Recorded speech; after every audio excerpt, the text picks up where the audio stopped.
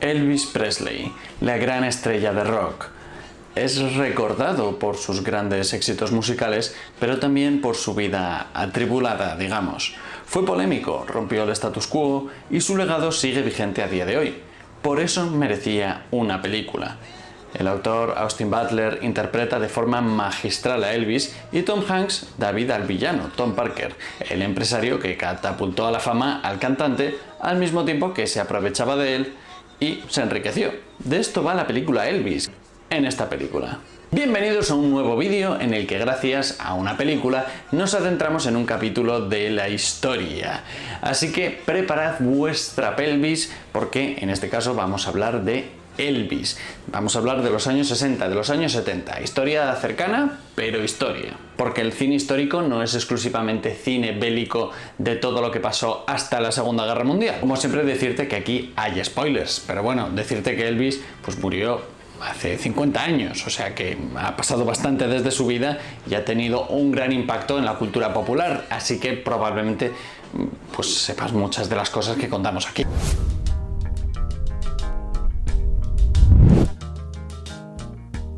Si eres esa persona que ha vivido en una caverna, Elvis es uno de los iconos culturales más importantes del siglo XX. Nacido en Mississippi en 1935, desde joven era aficionado a la música negra y logró difundir su rhythm and blues gracias al empresario Tom Parker, que le llevó a ser no solo número uno en ventas, sino una estrella mundial. Sus canciones desinhibidas, sus bailes escandalosos para la época y sus ritmos pegadizos le catapultaron al estrellato. Se hizo actor, hizo giras por todo Estados Unidos y no fue capaz de manejar su éxito del todo bien. Se metió todo tipo de sustancias, bebía mucho alcohol y en 1977, a la temprana edad de 42 años, murió, siendo recordado como una de las grandes voces de la música y como uno de los ejemplos de estrella del rock que no maneja del todo bien la fama. La película nos cuenta todo esto, pero se centra en su relación con el siniestro empresario Tom Parker, que cumple con su deber cuando nadie más lo haría estando en su lugar. Y así, también con la historia de Elvis, se nos menciona acontecimientos del momento. Conocemos los años 70, las protestas hippies, la guerra de Vietnam, el movimiento por los derechos civiles. Dicho esto, veamos los fallos. Nos muestran a Elvis en su primera aparición en la emisora High Ride el 16 de octubre de 1954. Interpreta That's Alright, canción publicada bajo el sello Sun Records. Pero la aceptación en realidad fue tibia y no destacó para nada por encima de las demás emisiones de la radio. Pese a eso, le contrataron para hacer apariciones en la radio más o menos durante un año. No fue un gran éxito, pero tampoco lo hizo mal. Ahí estaba, o sea que esa joven promesa que desde el minuto uno vemos que va a ser la gran estrella del rock, no fue así. Su principio fue bastante tibio. Y por otra parte esto es bastante habitual y está bien porque muchas veces así los grupos se templan y aprenden hasta que ya les llega la fama.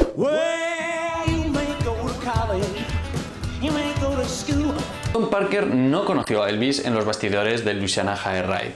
De hecho, nada de lo que vemos en la película en esta parte fue exactamente así. En primer lugar, porque Tom Parker ya conocía a Elvis, lo conocía de antes, ya lo había visto actuar antes. Todos los miembros del grupo de Elvis, con el tiempo, pues acabaron diciendo que efectivamente Tom Parker estaba por ahí en las sombras mirando a ver a quién quería fichar, pero no se lanzó a por Elvis desde que lo vio. Entre otras cosas porque en la noche del concierto que nos muestran, Tom Parker ni estaba ahí. Elvis además en ese local ya había tocado. Era un rostro conocido para las gentes de por esa zona y pues no era la primera vez que le veían. Encima no tocó Baby Let's Play House como muestra en la película. De hecho, ese show no fue tan eléctrico como vemos. Tras interpretar Blue Moon of Kentucky lo hizo tan mal, estaba tan nervioso que la audiencia no sabía cómo reaccionar, más que estando incómoda. Se tuvo que salir a hablar entre bastidores, habló con Sam Phillips, representante del sello Sun Records, y tras eso volvió con energías renovadas e hizo un gran concierto. Y tras eso, Parker y Elvis acordaron un pacto de gestión y promoción tomando algo en un café, no en una noria. Entre otras cosas, pues porque ahí no había un carnaval. Por mucho que Parker tenía raíces en el mundo del espectáculo, no era un feriante, ni andaba haciendo juegos psicológicos raros en una casa de espejos para decirle al joven Elvis que él podría guiarle y tener un contrato millonario. I wish to promote you, Mr. Presley. I believe I can be great. Si habéis visto la película en versión original, probablemente os haya costado entender a Tom Parker. Nos ha pasado a todos y por suerte existen los subtítulos. Y esto es porque el coronel Tom Parker, como se ve en la película, nació en los Países Bajos y residía de forma ilegal en Estados Unidos desde que se infiltró en el país con unos 20 años. En un intento de ocultar su verdadero estatus, Parker afirmó ser de Huntington, Virginia Occidental, y trató de hacer pasar su acento pues como acento sureño. La cosa es que eso pues no es acento sureño, es un acento que se ha inventado Tom Hanks para interpretar a este actor, que encima así incluye como pues palabras medio con acento holandés, acento europeo. Todos los que conocieron a Tom Parker han afirmado que ese acento en absoluto se parece a la realidad. Es una licencia artística que nos hace pensar que este hombre tenía problemas a la hora de comunicarse, porque era muy difícil entenderle. Pero realmente no hablaba tan raro. Pero antes de continuar, ¿te gusta saber qué hay de verdad en el cine? ¿Te gusta conocer los errores históricos de películas famosas? Pues te presento mi nuevo libro, La historia no es como la cuenta Hollywood. 101 mentiras de la historia que te creíste gracias al cine. Un recorrido cronológico por la historia de la humanidad de la mano de las películas más famosas que abordan nuestro pasado y repasando los grandes errores históricos, las exageraciones o lo que son simplemente invenciones. ¿Eran los dinosaurios como nos los mostró Jurassic Park? ¿Las pirámides fueron construidas por esclavos como vemos en El Príncipe de Egipto? ¿Las luchas de gladiadores resultaban tan letales como las retrata Gladiator? ¿Existió realmente Ragnar Lothbrok, el legendario guerrero vikingo? ¿Vivió Pocahontas una historia de amor como en la película o llevó una vida marcada por la violencia? ¿Es salvar al soldado Ryan un buen reflejo del desembarco de Normandía? Todo esto y mucho más lo podemos aprender en este libro, cuyo prólogo está escrito por Andoni, del canal Pero eso es otra historia, y Agujeros de guión. Es un repaso ligero, divertido, pero riguroso, y además en cada capítulo te cuento una curiosidad histórica relacionada con el momento de la película que estamos analizando o hablando en ese momento, y no es la típica curiosidad, sino se trata de cosas que dices, pero esto ha pasado de verdad, y te van a dejar con el culo torcido, ya verás. Es perfecto para todos aquellos interesados en la historia, el cine o la cultura general. Tenéis enlaces en la descripción para conseguir el mejor libro de divulgación de cine con historia. Está en formato físico en las librerías de España y en formato digital también, para aquellos que seáis de Latinoamérica y os interese este libro, aunque muy probablemente acabe llegando. Así que muchas gracias si decides darle una oportunidad a La historia no es como la cuenta Hollywood. 101 mentiras de la historia que te creíste gracias al cine. Es cierto que Elvis odió haberse ceñido a un smoking para el programa The Seven Allen Show, en el que tenía que cantar su éxito Hound Dog a un verdadero hound dog. We want to do a show the whole family can watch and enjoy, and we always do. Actuación que luego el propio Elvis definió como la más ridícula de su carrera. La tenéis en YouTube y efectivamente es muy ridícula. Esto no le gustó en absoluto, pero eso no fue lo que causó la revolución en sí mismo para tratar de ser él. En la película esto es lo que le hace pensar que realmente no quiere eso, no quiere un smoking, él quiere hacer rock and roll y no estar cantando a un perro. No fue exactamente así. Ese mismo programa emitió un sketch en el que se burlaba de la gente sureña, sobre todo pues los campesinos y la gente de los pueblos de los estados del sur de Estados Unidos. Y él era de ahí, él se identificaba con ese tipo de personas. Así que eso es lo que realmente le hizo decir, no, perdona, yo no quiero romper con mis raíces. Ese sketch le molestó más que cantar a un perro. Fue lo que motivó que en su siguiente show, que tuvo lugar 3 días después, Elvis lanzó un prólogo en su actuación diciendo una frase que aparece exactamente en la película. ¿Sabes? Esa gente en Nueva York no me va a cambiar. Voy a mostrarte cómo es ser el verdadero Elvis esta noche. Hablemos de ese concierto de Memphis en 1956. Para entonces Elvis ya era polémico. Si se hubiese puesto a bailar reggaetón, imagínate cómo hubiese sido la cosa. La noche que tocó para el perro le preguntaron al respecto y él dijo, no siento que esté haciendo nada malo, no veo cómo cualquier tipo de música tendría una mala influencia en la gente cuando se trata solo de música.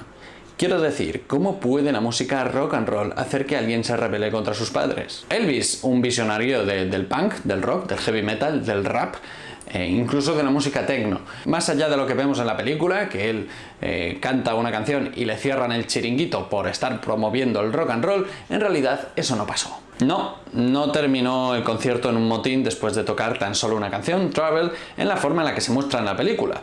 Entre otras cosas porque Travel, esa canción fue compuesta 2 años más tarde para su película de 1958, King Creole. El setlist fue de 8 canciones y media hora, y abrió con Heartbreak Hotel y terminó con el famoso Hound Dog. Y la multitud estaba entusiasmada, pero Elvis no tuvo que ser sacado del escenario temprano. Y de hecho dicen que fue hasta moderado, y de hecho es que fue en esos días cuando un juez ya le dijo a Elvis que tenía que moderar su actitud en el escenario. Lo que sea que significase eso. Parker le dice que tras ese concierto nunca más venderían otro disco, pero lo cierto es que ese show es considerado uno de los mejores de Elvis. Tras todo esto llega el servicio militar. Según Parker, era el ejército o la cárcel para Elvis.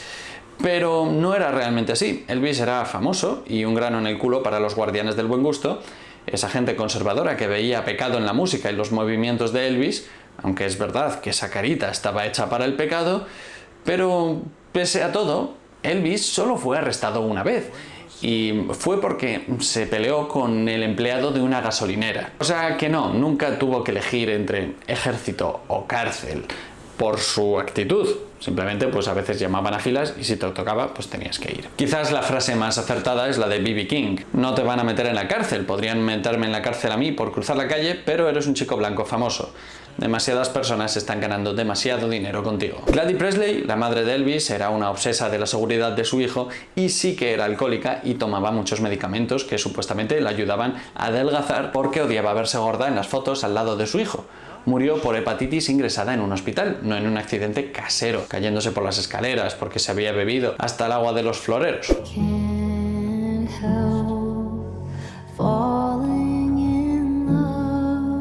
Sí es cierto que Elvis conoció a Priscilla en Alemania en 1959 mientras cumplía con sus obligaciones militares, pero es imposible que estuviesen escuchando la canción Can't Help Falling in Love en ese momento porque esa canción se compuso 2 años más tarde para la película Blue Hawaii. Eso sí, la escena es muy bonita, está muy bien y esa canción fue un éxito. Durante más de una década cerró sus conciertos con esta canción.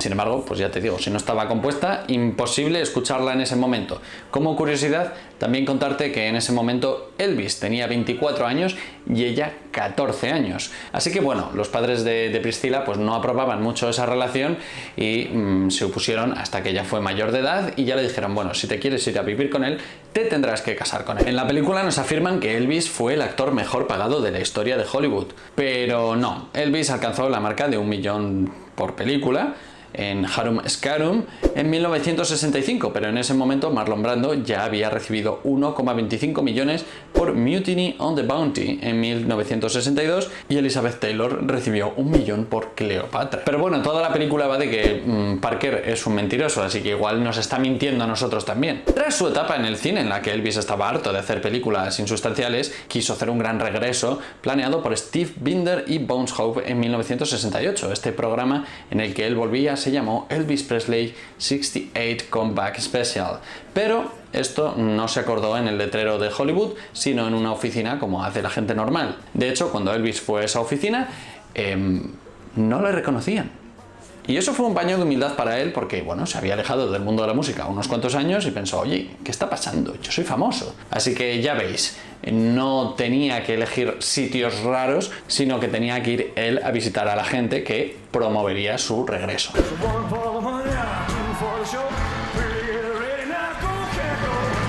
Su vuelta no fue bajo un especial de Navidad que luego en realidad no fue tal, todo un engaño. En la película creemos que como Elvis odiaba discutir con el coronel, le dicen que haría un especial navideño, que funciona muy bien en Estados Unidos este tipo de cosas. Y luego resulta que no es un especial, sino es otra cosa más en su estilo que tanto molestaba a algunos. Bien, pues esto es falso. El propio Tom Parker firmó meses antes que el espectáculo sería como el que vemos, aunque se comprometieron a que esa actuación se vendería como disco y que además grabaría un single navideño. Ese single navideño, por cierto, se ve cómo se interpreta en la versión extendida de 4 horas, que muy poca gente ha visto porque 4 horas. Pero vamos, que es imposible montar todo ese espectáculo con tanta gente, con tantos escenarios, incluso de varios pisos, sin que Tom Parker se enterara. Es absurdo eso. Y durante este especial no fue asesinado Kennedy. Y tú dirás, claro, si es el especial del 68, pues obviamente Kennedy no fue asesinado en ese momento, porque Kennedy lo mataron en el año 63. Esto ya me lo sabía. Pero no, estamos hablando de Robert F. Kennedy, el hermano, que también fue asesinado durante su campaña por la presidencia durante un discurso. Al parecer, estar en contra de la guerra de Vietnam y a favor del movimiento por los derechos civiles no gustó a algunos. Esos mismos algunos se cargaron a Martin Luther King ese mismo año. Así que lo de la canción If I Can Dream, escrita de forma apresurada, como tributo y cantándola al final, descartando así la canción navideña que había prometido, pues no. Esa canción ya estaba preparada y todos esos asesinatos pues no afectaron en absoluto a la filmación.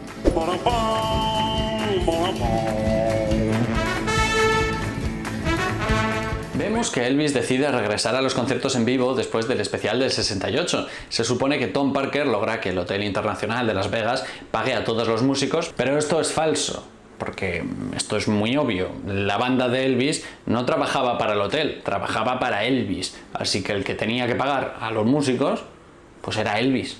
De hecho, pagaba $80.000 al mes a toda su banda. Y el concierto tampoco empezó con That's Alright, sino con Blue Suede Shoes. Y Suspicious Minds sí que fue una pieza central del programa y Can't Help Falling in Love fue el número final, como hemos mencionado antes. Priscilla Presley no nombró a Lisa Marie mucho después de su nacimiento, tal y como nos muestran. Presley se presenta en una escena en casa donde Priscilla recoge a su hija, que ya tiene varias semanas o meses, y dice, como está enfadada, tal vez deberíamos llamarla Lisa Marie, es decir, que ella elegiría su propio nombre para ponérselo a su hija y así descartar cualquier opinión de Elvis, porque está siendo un mal padre y no debería tener derecho a elegir nada. Pero en una sesión de preguntas y respuestas en Facebook, Priscilla Presley reveló una vez que había comprado un libro de nombres de bebés mientras estaba embarazada y ella y Elvis eligieron juntos un nombre de niña y un nombre de niño antes de saber qué género tendría su hijo. Así que así de simple, ya ves. Y como curiosidad decirte que la hija de Elvis, entre sus 4 matrimonios, pues estuvo casada con Michael Jackson, con Nicolas Cage y murió este año 2023. La madre de ella sigue viva, es decir, la mujer de Elvis, y bueno, sobrevivió a la hija y pertenece a la Iglesia de la Cienciología. Elvis está recuperando en un hotel de Memphis por agotamiento cuando escucha 2 noticias. En primer lugar, el concierto en Altamont Speedway Free Festival, donde tocaban los Rollies, Santana y alguno más, que fue cancelado por disturbios y homicidios.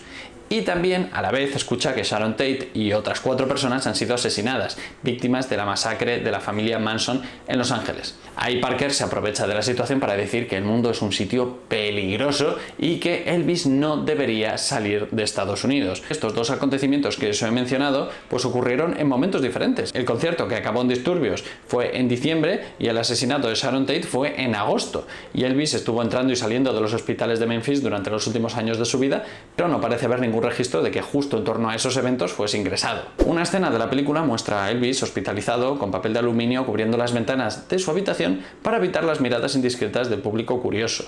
Por no decir la prensa sin principios, que cree que alguien famoso no debe tener intimidad. Pero la realidad es que esto era una costumbre de Presley desde hacía muchos años antes de la gira. No tuvo que esperar a ese momento en el hotel. Básicamente él, además de evitar a la prensa, también quería bloquear la luz del sol, porque, bueno, pues vivía más de noche que de día, o sea, de día le paraban los fans, era un poco agobio, él estaba de fiesta por la noche, pues ya está, él dormía de día, vivía de noche. Sí que metieron la cabeza de Elvis en un cubo de hielo, pero eso no pasó en Las Vegas, pasó en Kentucky años antes, porque Elvis ya llevaba muchos años en la carretera de la autodestrucción. Se había convertido en una persona que casi muere ahogada en un plato de sopa. Estaba tan mal que se cayó sobre el propio plato de sopa. De hecho, se cuenta que incluso a veces apagaba la televisión con un revólver. Estaba muy mal. Y está bien representar eso, pero no toda su vida de excesos confluyó en Las Vegas. Esto ya venía de antes. Como decía, uno de los puntos centrales de Parker es que Elvis no debe girar fuera de Estados Unidos porque no puede salir de Estados Unidos al ser inmigrante ilegal, pero eso no tiene sentido porque Parker no giraba con Elvis en todos sus tours, así que podría haberse quedado en casa sin que su estatus de residencia cambiase ni ser deportado. Lo que sí es cierto es que él tenía muchas deudas y eso fue parte de la motivación para que Elvis se quedase en el hotel. El presidente del Hotel Internacional, Alex Shufley, le dijo a Rolling Stone que Parker perdió al menos $1 millón al año en el casino. ¿Finalizaron las relaciones de Elvis con Parker despidiéndole en directo? No. Es una de las escenas más poderosas de la película, pero no. Y es que además lo que motivó su despido fue que despidieron a un cocinero del hotel, que le caía bien a Elvis. Fue la cadena Hilton la que compró el hotel, reestructuró personal, que es la manera bonita de decir tú a la calle, estamos reestructurando personal, y resulta que al que mandaron a la calle fue a un cocinero que le gustaba a Elvis, que le caía bien y que además cocinaba bien. Eso curiosamente fue la gota que colmó el vaso, fue el detonante para discutir, de ahí escaló todo y despidió a Parker en ese mismo momento. Y no, tras su despido, Parker dice que pasó una factura de 8 millones, pero no, se estima que era entre 2 y como mucho 5. Por último, esto igual es una opinión un poco impopular. Parker es un personaje siniestro, sin duda, es confuso, juega al despiste, es un mentiroso, un egoísta.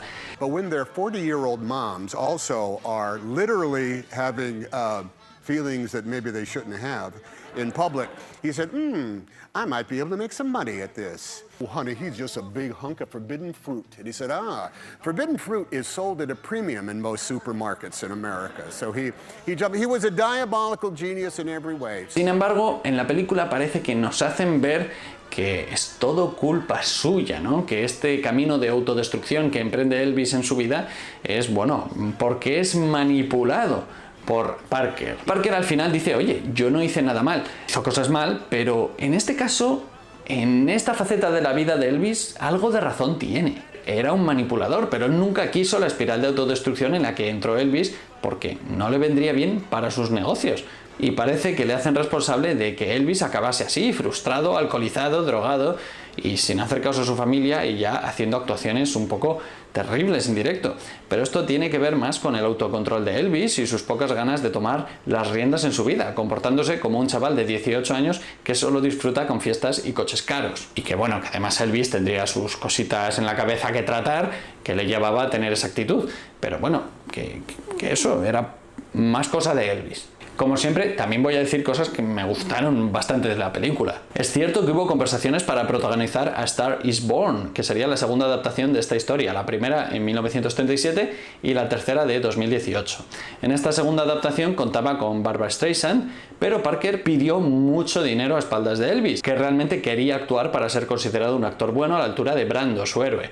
Pero no fue así. Además, creo que el hecho de que Elvis interpretase una estrella del rock autodestructiva, en declive, que muere al final de la película, creo que se le habría dado muy bien. Sí es cierto que Presley era conocido por frecuentar los clubs en Beale Street, y B.B. King, Tharp, Little Richard y muchos otros tocaban en esos clubs, pero es improbable que se conocieran tal y como vemos en la película, aunque es genial que nos lo muestren en Elvis, como tributo a la música de la que bebía la estrella del rock, que efectivamente venía de las raíces negras y de esos grandes músicos. No obstante, esto es todo un debate, porque Elvis Presley también tenía influencias de blancos, tampoco lo negaba, y por otra parte aquí está el debate también de si Elvis robó la música de los negros para que triunfase cuando fuese cantada por un blanco, porque si no, no habría manera de que triunfase.